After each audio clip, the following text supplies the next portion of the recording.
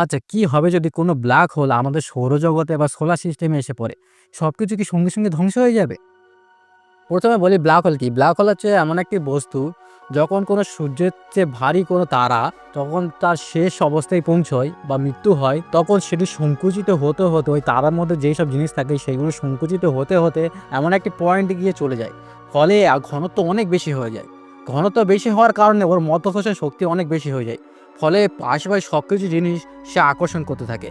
এমনকি মাধ্যাকর্ষণ শক্তি এতটাই বেশি হয়ে যায় যে আলো পর্যন্ত বার হতে পারে না। সেই জন্য এটি কালো রঙের হয়। তাই একে ব্ল্যাক হোল বলা হয়। এটি কোনো গর্ত নয়। এর মাধ্যাকর্ষণ শক্তি এতটাই বেশি আলো বার হতে পারে না বলে তাকেই ব্ল্যাক হোল বলা হয়। এই ব্ল্যাক হোলের মূলত ৩ টি অংশ আছে। একটি হচ্ছে ইভেন্ট হরাইজন। এটি হচ্ছে ব্ল্যাক হোলের এমন একটি সীমা যার মধ্যে কোনো কিছু ঢুকলে আর বার হতে পারে না। এটাকেই বলা হয় ইভেন্ট হরাইজন। যদি আলো এর মধ্যে ঢুকে যায় তাহলে আলোও বার হতে পারে না। দ্বিতীয় নম্বর হচ্ছে সিঙ্গুলারিটি। যখন তারাটি মারা যায় তখন তারার মধ্যে যেই সব বস্তু আছে তার কোরটা এক জায়গায় সংকুচিত হতে থাকে, ফলে একটা পয়েন্টে চলে যায়। সেটাকেই বলা হয় সিঙ্গুলারিটি। এখানে পদার্থবিজ্ঞানের সমস্ত নিয়ম সূত্র সব কিছু ভেঙে যায়, কোনো কিছু কাজ করে না, কোনো কিছু দ্বারা ব্যাখ্যা করা যায় না। ৩ নম্বর হচ্ছে অ্যাক্রেশন ডিস্ক। তোমরা ছবিতে দেখেছো ব্ল্যাক হোলের চারপাশে কিছু জিনিস ঘুরপাক খাচ্ছে এবং আলোর মতো উজ্জ্বল হয়ে আছে। এটাই হলো অ্যাক্রেশন ডিস্ক। যেমন ব্ল্যাক হোলের তো ঘনত্ব এবং মাধ্যাকর্ষণ শক্তি অনেক বেশি, ফলে তার চারপাশে যখন কোনো গ্রহ বা অন্য কিছু আসে সে তখন গ্রাস করে নেয়। ফলে ওই জিনিসগুলো ওই গ্রহগুলি টুকরো, টুকরো হয়ে ব্ল্যাক হোলের চারদিকে ঘুরতে থাকে। ওটাই অ্যাক্রেশন ডিস্ক বলা হয়। এটি ঘর্ষণের ফলে উত্তপ্ত হয়ে যায়, যার ফলে আলো দেখা যায়। ব্ল্যাক হোলের ৩ ভাগে ভাগ করা যায়। সাধারণত অনেক ভাগ আছে, কিন্তু মূলত ৩ ভাগে ভাগ করা হয়। একটা হচ্ছে মাইক্রো ব্ল্যাক হোল, এটি আকারে খুব ছোট হয়।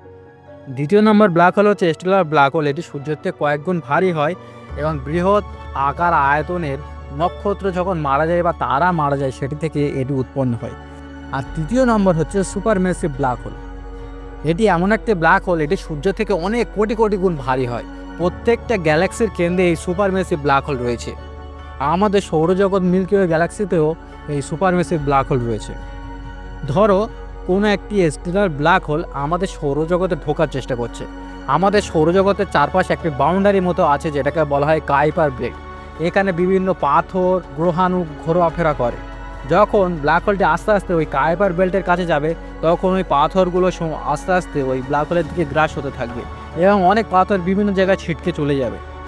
এবং আস্তে আস্তে ধরো কাইপার বেল্ট পার হয়ে প্লুটোর কাছে আসলো, তখন প্লুটো তো সবচেয়ে শেষে ঘোরাফেরা করে। প্লুটোর কক্ষপথ উপবৃত্তাকার, ফলে ব্ল্যাক হোলের আকর্ষণের জন্য প্লুটোর কক্ষপথটা আস্তে আস্তে বিকৃত হতে থাকবে এবং প্রত্যেকটি গ্রহর কক্ষপথ আস্তে আস্তে ধ্বংস হতে থাকবে।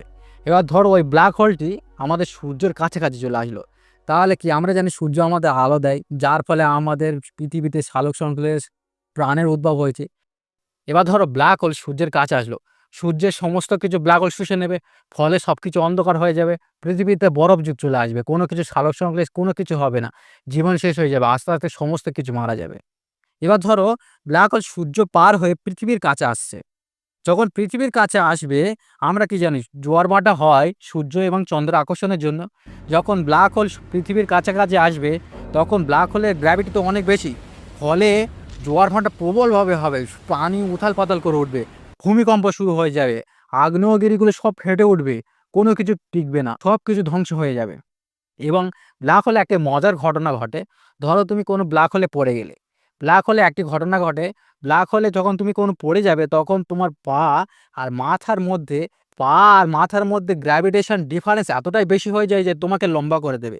তুমি যখন ব্ল্যাক হোলে ইভেন্ট হরাইজন পার করবে, তোমার তখন পায়ে এবং মাথার ব্যবধান এত বেশি হবে যে তোমাকে লম্বা করে নুডলসের মতো করে দেবে, চাউমিনের মতো, যার ফলে এটিকে সরু করে দেয়। তাই পৃথিবীও যখন যাবে সবকিছু সরু হয়ে যাবে, সবকিছু একেবারে ধ্বংস হয়ে যাবে।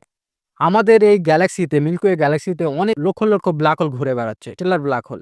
এবার ধরো কোনো ব্ল্যাক হোল যদি আসে সেটা তো হওয়ার সম্ভাবনা আছে, কিন্তু বিজ্ঞানীদের মতে নিকট ভবিষ্যতে এরকম কিছু ঘটার সম্ভাবনা আপাতত নেই, প্রায় শূন্য। আমাদের কাছাকাছি পরিচিত ব্ল্যাক হোল হলো, সবচেয়ে কাছে যে ব্ল্যাক হোলটি আছে সেটাকে বলা হয় গাইয়া BH1। এটি হলো 1560 লাইট ইয়ার দূরে আছে। আপাতত আমরা নিরাপদে আছি ধরা যায়। ভিডিওটি কেমন হয়েছে বলবেন এবং এই ভিডিওটি দেখতে পারেন।